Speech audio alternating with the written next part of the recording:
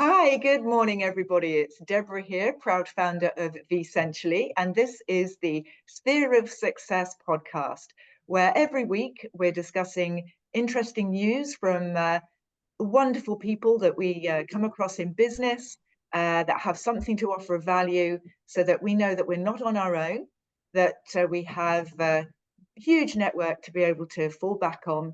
And today, it's my great privilege to introduce you to Ben Rose, who is also known as the cycling accountant. Welcome, Ben. Hi, Deborah. How are you? I'm very well, thank you. And how are you? Yes, excellent. Thank you very much. Thank you for having me Oh, on. oh, it's a pleasure. It's a pleasure. And one of the things that I thought was really interesting, and here's how an impactful LinkedIn profile can really push your name out there, get people engaged and interested in what you do. And accountancy, albeit that it's a very worthwhile and necessary part of every business person's life, it can perhaps have that, whether it's right or wrong, but it might have the perception of being a bit boring. so, Yep, I agree totally. uh, Yeah, it so is. It can be. so when I saw that you were the cycling accountant, I thought, you know what, here's a guy who's really got the right kind of humor, the fact that you're doing something that's healthy, that you think different, etc. So I'd love to ask you, Ben, what is it that you do? How did you set up the business, and why the cycling accountant? Okay. Yeah, so I didn't set up the business. I qualified as an accountant about no, longer, 10 years ago, give or take. And I got this job helping out Martin Sietler. The firm is called M Sietler Co. And basically, I got the job with a view to become a partner one day. And that's basically what's happened. Since I qualified and built myself up, I became partner about 2 years ago. And in that time, previous to becoming partner and subsequent to becoming partner, I took on my task was to help build the practice, help grow its client base. And one of the ways I did that was going on LinkedIn, using LinkedIn regularly. And the whole cycling accountant thing came about because I saw that there was hundreds of millions of accountants out there, and we are all the same. It's a fairly boring it's perceived as a boring job, profession, I guess. But I want to make myself slightly different, and my main hobby is cycling. So I thought, the cycling accountant, what can go wrong? It gave me some sort of it made me stand out in the crowd slightly, and I like my cycling, so it was a no-brainer. And it gave me a brand, it gave me an identity, and as you say, Deborah, that it gives me that one level higher than the majority of the accountants out there. So yeah, I took off from there, and yeah, I've been growing the practice. I've been using LinkedIn regularly for about 2 years, probably, and I've gained business from it. So it's obviously doing something. Well, that's fantastic. And well done for putting yourself out there as being a bit different, because I think that in some instances, people feel that if they go outside of the norm, they might be perceived as a little bit wacky, a bit zany, or they're going to alienate people. Um, but one of the things that I'm a great advocate of is if you speak from the heart and that you're the authentic you and not a persona. And I think we've all seen, people who can talk the talk, but they might not necessarily walk the talk. They might Yeah. not do as they say. And that authenticity comes across in your profile as something which is really loud and clear. And as you said, quite rightly, it sets you apart from others, and it creates you that differentiator, that edge. Um, Keeping along with the cycling theme and that of business, how do you think your chosen sport, your hobby, with resilience in mind, how have you been able to look and see how you're pushing through with your cycling and the goals that you wish to attain? And has that been translatable in any way to your work ethos of what you currently do? So I'm a very competitive person. So my cycling has always been not me against somebody else, me against myself. So if last week I got a certain time doing a certain route, this week I want to try and beat that. And that's how I think I've taken that into work as well, into trying to be better version of myself from a week ago, a month ago, a year ago, 10 years ago. Part of I guess cycling and being a competitive person and being in business, it's all the same thing. Being competitive means you want to be the best you can be. You don't have to be your competitor doesn't have to be another person or another business or another cyclist, for example. It can just be yourself from a previous time. So I think that what sport in general teaches me and what I take into my own sport, my own hobby, and my own business is to try and be the best I can be, trying to beat what I previously was, and always trying to improve on every level. And obviously that helps me be better for my clients. Because if say I make a mistake, everyone makes mistakes. If you make a mistake on one job, on one aspect, you know that you're going to be better next time, and you're not going to make that same mistake again. If you give a piece of advice that was questionable, you realize it was, you go back, you sort it out, you fix it, and you take that with you to the next client, and you don't do this, you don't make that same mistake again. So I think cycling, any sport really, gives you that. I guess I call it resilience. Yeah, it gives you that knowledge that you need to always be improving and always need to be better than your previous self. Forget your competitors necessarily, because you're not competing with them.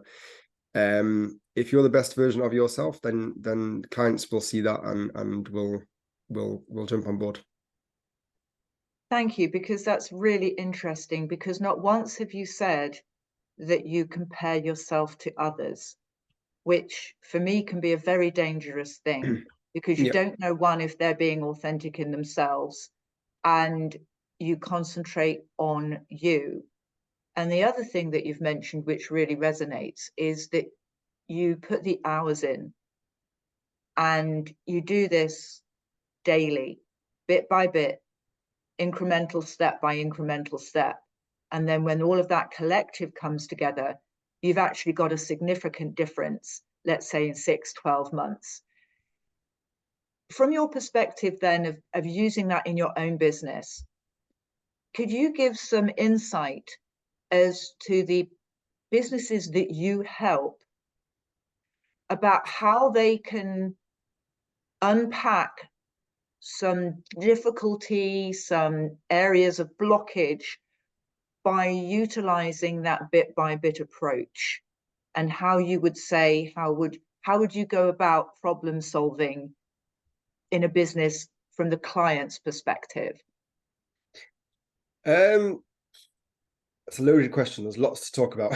To try and keep it simple, there's lots of businesses who have lots of different problems, cash flow and invoicing, lots of problems. But the main problem I find with many of our clients, we deal with smaller businesses, and the main problem we have with these clients is it's a cash flow issue, but it's more to do with they get scared. They get told they got a tax bill, and they realize they can't pay it. So that's a big thing, for example. So you have to teach the clients to slowly but surely remind them that a percentage, whether it's 10%, 20%, 30% of what they're making, is not theirs. Put it away, keep it. It's the tax man's money. Don't even think it's yours. And that is something that you can't just switch. It's not like switching a light switch on. It doesn't happen there, like, instantly. You've got to drill that into them over time. Some people pick it up very, very simply. They accept it. The money isn't mine, but it depends how far they are in their own journey. If they are just starting out, then it's probably quite easy to tell them from the beginning, 10% of that money is not yours. Put it aside. It's going to be for your tax bill later on. If they're sort of 20 years in and every year they've had problems, to get them out of their mindset or to change their mindset is going to be very difficult. So you have to do bit by bit. You tell them, okay, do 5% this year, and then you'll struggle for the other 5%, but that's fine. At least you've done 5%. And in a couple of years' time, you move it up to 10, 15, and eventually you get to the right figure. cash flow is one of the things that kills businesses, especially small businesses. So you teach them slowly to improve their cash flow, and their big expense that they have the once a year or the twice a year is tax. So you teach them slowly but surely that they can put some money away, they can improve their cash flow and still be able to afford their day-to-day purchasing. So there, that's one area where I think clients accept the help, but it needs to be done slowly but surely, like you mentioned. That's really interesting as well, because when you think about constantly being in pain, and again thinking about your cycling when you're going up a tough hill or there's a difficult route, etc., or weather conditions are abysmal, that resilience to keep going, how do you, again, from the point of view of your clients, how do you keep people on track to get them to see the benefits of a positive outcome by keeping on track? Is there anything that you do that sets you apart from others that helps your clients on that incremental journey of getting it right? Again, I don't know if it sets me apart from others, but clients have got to see the benefit of the hard work or the cost sometimes that they're going to put in. So like you say, cyclists going up a hill, cyclists struggle going up a hills. Even the professionals, they hate going up hills. But what they enjoy is the fact they get to the top first and they come down the hill again afterwards. Me personally, I like the going down much better than I like the going up.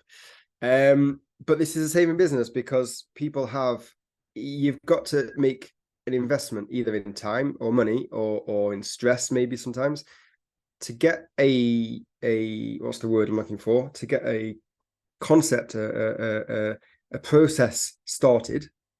Once that process is started, it then gets much easier. So, for example, with the tax, putting money away for the tax that I mentioned, to suddenly put 10% of all your income away is going to hurt some people. But knowing the benefit of why they're doing it is more likely to help them to do it. Do you know what I mean? If they know what the benefit is, then they're going to do it.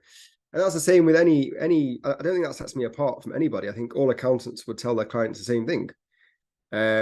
Maybe I can use my cycling analogy to help, but I think that is just simply a fact that you need to change people's mentality and explain to them the difference between, well, not the difference, but the fact that the initial cost is outweighed by the eventual process being put into place and the benefit of it. And all businesses have to do this at some point. There is going to be the initial investment in time or money or stress or hard work that eventually will cause a benefit to happen. You've got to explain to the client that the benefit will far outweigh what you've put into it. And hopefully we achieve that.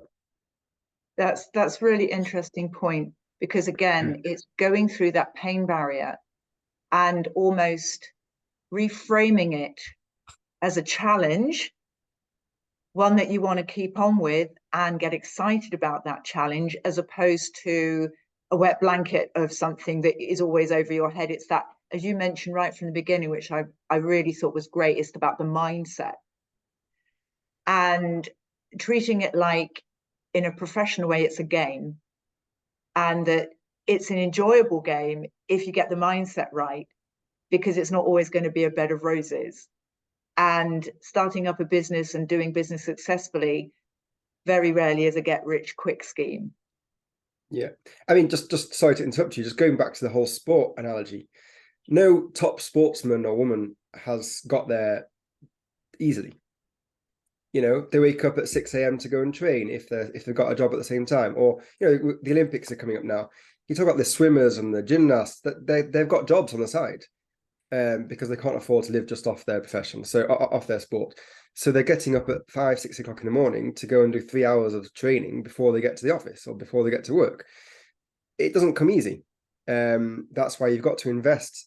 Sometimes it's not always money you're investing. You're investing your time, you're investing your stress, I guess. your stress levels will be through the roof, but the benefit, if they get a silver gold medal at the end of it, or even a bronze medal. Even to get to the Olympics would be an achievement. So the benefit far outweighs the hard work they've put in, and that's the same in business. That's the same in all walks of life. I think I teach my kids. I've got kids in the school, teenagers. The same thing. You're going to have to put in 3 months hard work before your exams. It is what it is, and hopefully you come out the other side and you see the benefit. Unfortunately, kids aren't mature enough to see that beforehand. They're only going to see it afterwards that they wasted their time. But that's life. We hope that adults are more mature and they can see that the benefit before it actually happens. And that's what our job is. Very interesting. And that leads me on to the question of resilience. Have you got something either in your work or in your sporting side of life where you've been faced with a challenge where you've really had to dig deep to get around that, over it, through it, whatever, so that you can get to the other side? I'm trying to think without sounding silly. Not really.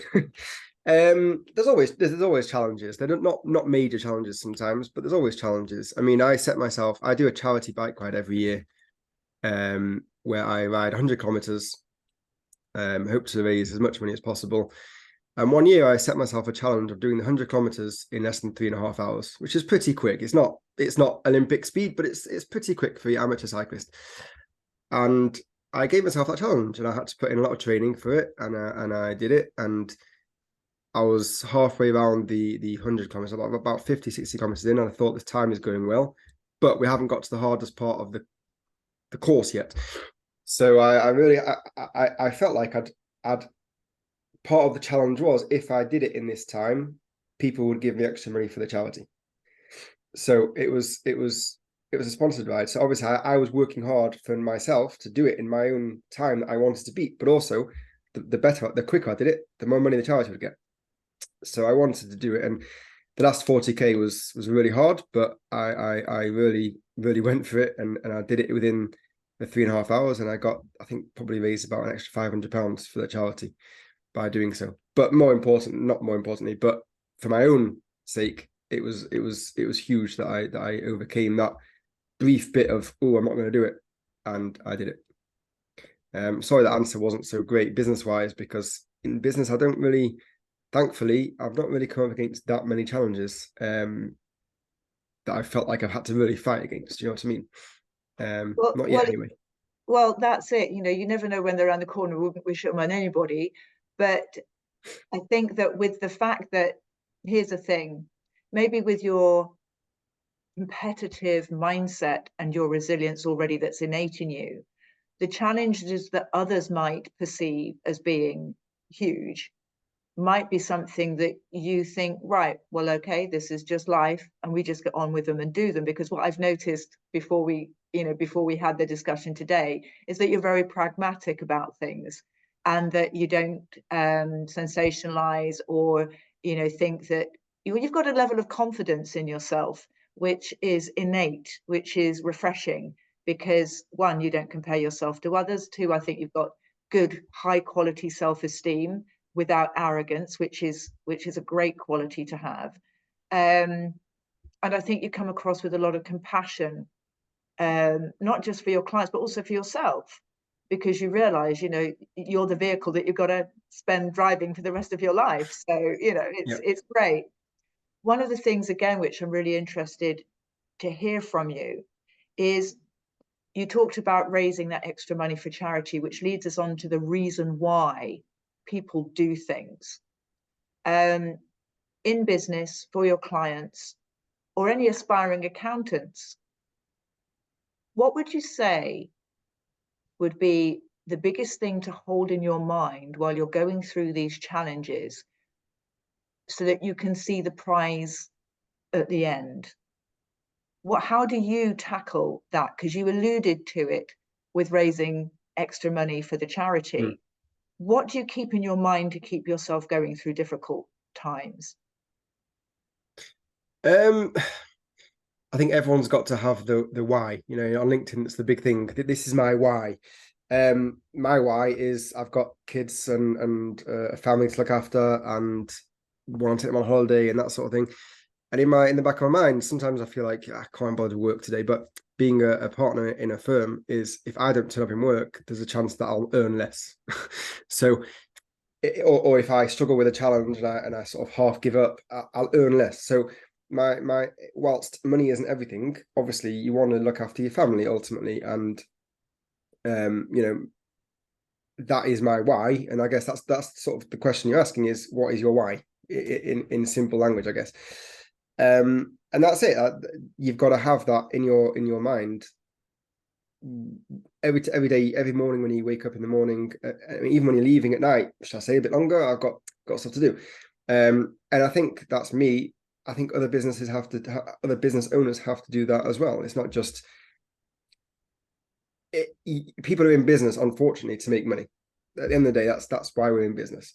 Money is not everything, of course, but it does help a lot of things.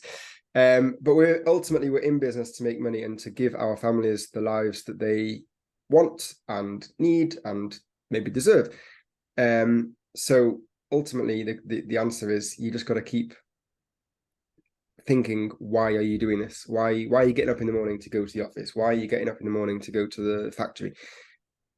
Ultimately, it's all for similar reasons, to give ourselves a better quality of life for ourselves, our families, and in the hope that as you get older, we can work less and wind down and build something up that we can give over to maybe our children or family members or whatever. Or even not, maybe the people within the firm that are here now that I'm training up, maybe one day they'll be the ones who will take over. But you're building something so that ultimately you can have a good life. And I think I hope that answers your question. Yeah, because you see, one of the things that I've realized in life is that the stronger the reason why and the stronger the commitment to actually achieve that. And I think it's a journey as opposed to a destination, that ultimately, as human beings, we always like to think, as you've done, exceeding our personal best. So our reasons why may change over time, and that's fine, because we as human beings, which is brilliant, we change, and because circumstances change. But the interesting thing, what you've said, is to keep that in the forefront of your mind every single day, to say, when I'm checking in, am I working for what my purpose is?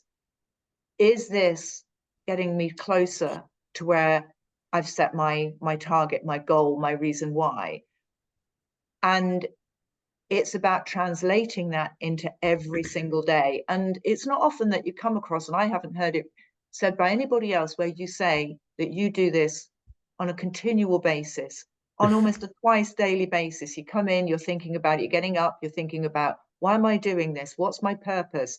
And that's, I think, an excellent way of checking in with ourselves, to make sure that we keep that motivation, that level of energy, and having fun.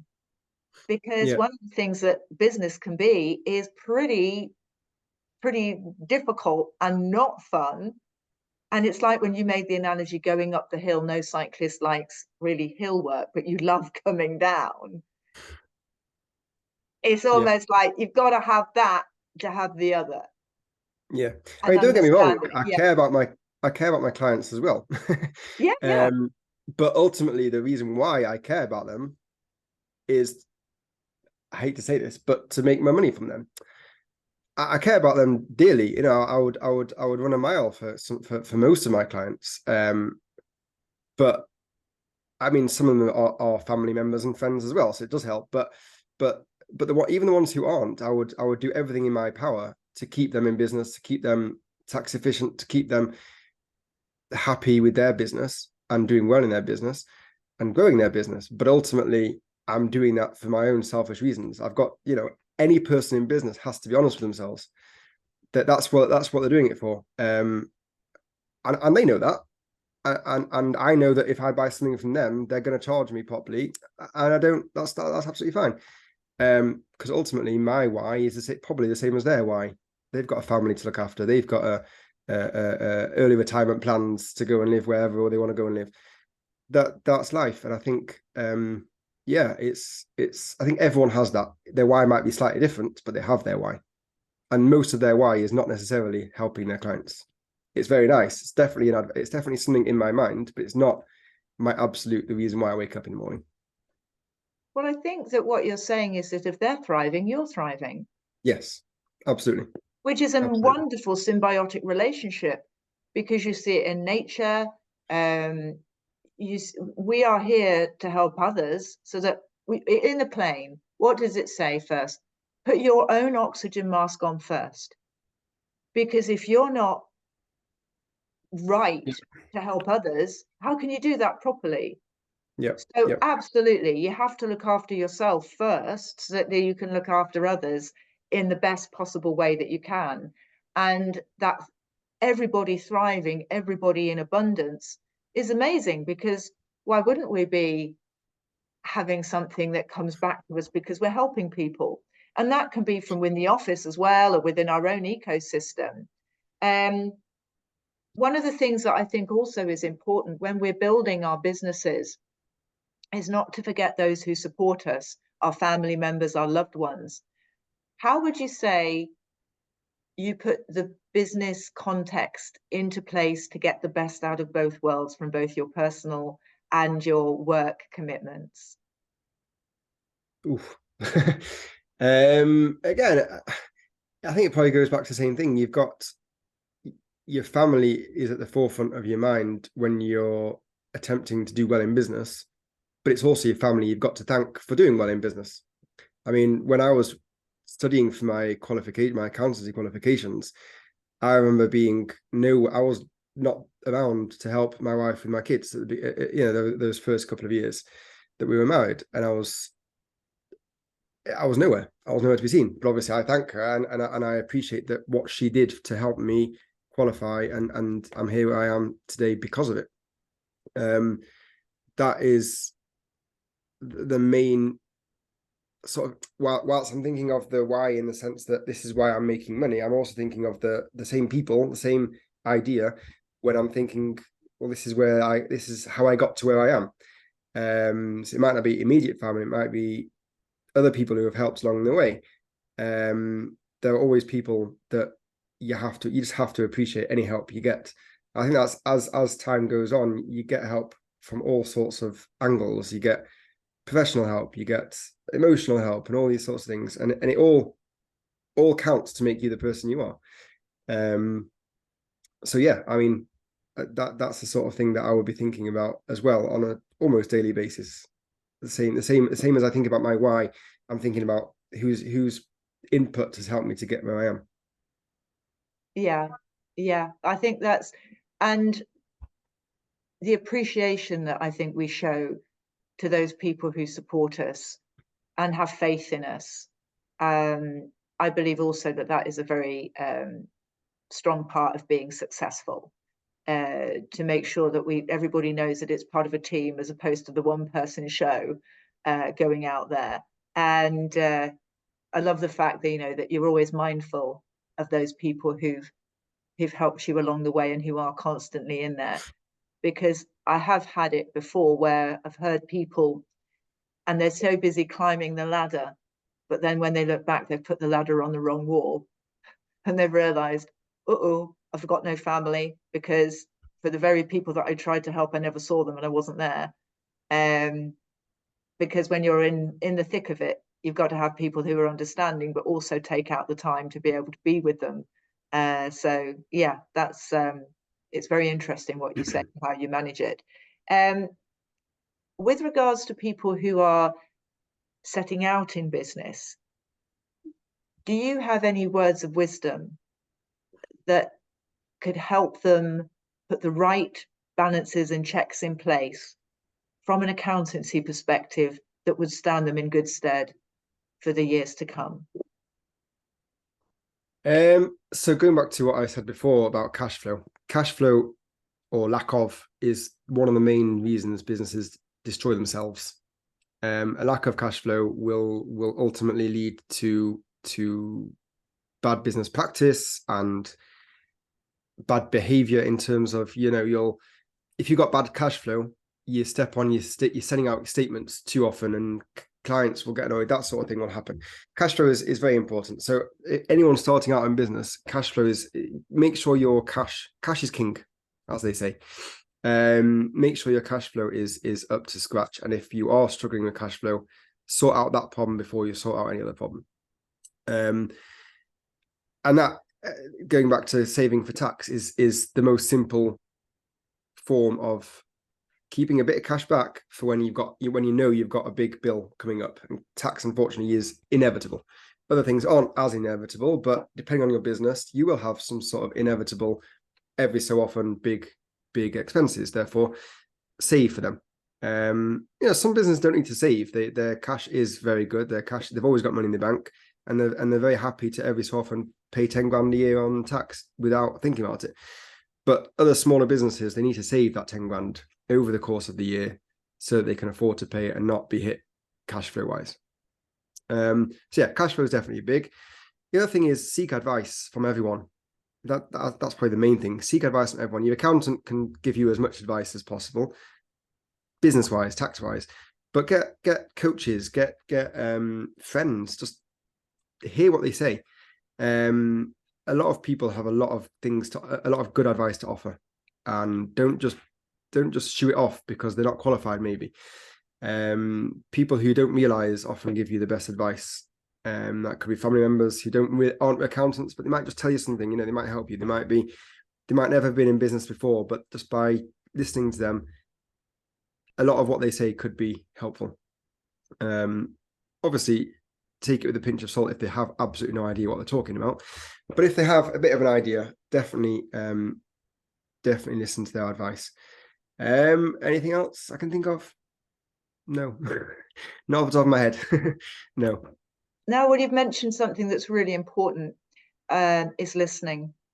Yeah. And keeping an open mind, because in some instances, there can be the case where you set something up, you're so wedded to the idea that somebody comes in with something that's a little bit contrary to what your thoughts are. And it takes a strong person to hold fast and actually be objective with opinions that might not immediately resonate because of our perceived view of where we want to be, but could actually be extremely valuable. And it's keeping that foot in both camps. And one of the things is making sure that we question our own perception, because sometimes, and I imagine this is why it's good to speak to somebody like yourself, is we can get so close to our own business we can't see the wood for the trees. And an objective outsider's perspective, qualified, having seen it all, knowing that there are classic, as you say, cash flow issues, there are classic things that come up over time. It's very important to seek advice early on, in my estimation, to be able to mitigate those things along the road that the new business owner might not be aware of, but somebody who's seasoned like yourself has seen this over and over and over again. Yeah, I mean, just from an accountancy point of view, many people out there will be starting a business and thinking, I don't need an accountant, I can deal with it myself. The problem is that the vast majority of people can't, because like you say, they're so involved in their business, they can't see the wood for the trees because they're so into it. And that's where an accountant comes in. We're not here just to tell you what your tax bill is. Excuse me. We're here to explain how to make your business work better, make your business grow, help your business to be more like you want, like the image in your head of what you want it to be. We're here to help you get there. When you're just in it yourself and you haven't got anybody advising you or helping you, I don't think anybody ever gets there without that. And it's not just an accountant you need. You need an accountant, but you need, like I said, anybody who is willing to give you good advice, take it. And that will definitely help you to get where you've been, where you want to be. It's hard sometimes to explain to people why they need this, because again, it's the cost versus benefit. They can't see the benefit yet, and they're looking at a cost, and it's too expensive for me. I'm not going to do it, and therefore they're never going to get to that benefit. They're never even going to realize they couldn't. They should have spent the money. Sometimes, that's what we're here for. We're here to explain that, and hopefully they see the benefit before it actually materializes. Well, Ben, thank you so much. I think there's some real words of wisdom that you've said there. So I know people will be really appreciative of the information you've given and an insight into the cycling accountant and how you marry that too. How are people able to get hold of you, Ben? Have you got some contact details that you can pass out? Sure. I mean, LinkedIn is the best way to get hold of me. If you go on there, go on LinkedIn, search the cycling accountant. I'm the only one. I'll come up. But otherwise, I've got email addresses and telephone number, which I can give you. Do you want me to give you that now? We can give that in the show notes. That's Yeah. no problem. But if you have one now, yes, please do. Yeah, and the best way to get hold of me is my email is hard to say it, ben@m-sietler.co.uk. So Ben, Ben, at m-sietler.co.uk. And yeah, I mean, that's the best way to contact me, but LinkedIn is easiest. Probably go on there, look at all my content, and hopefully it inspires you. Hopefully it helps you. Well, that's great, Ben. Thank you so much. It's been a pleasure. And everybody, it's lovely to have somebody who's actually a local person up here in the Northwest as well. So that's fantastic. And we'll see you all again next week. Thank you very much. Bye-bye Brilliant. now. Thank you very much, Deborah. Thank you, Ben. Thanks. Thank you.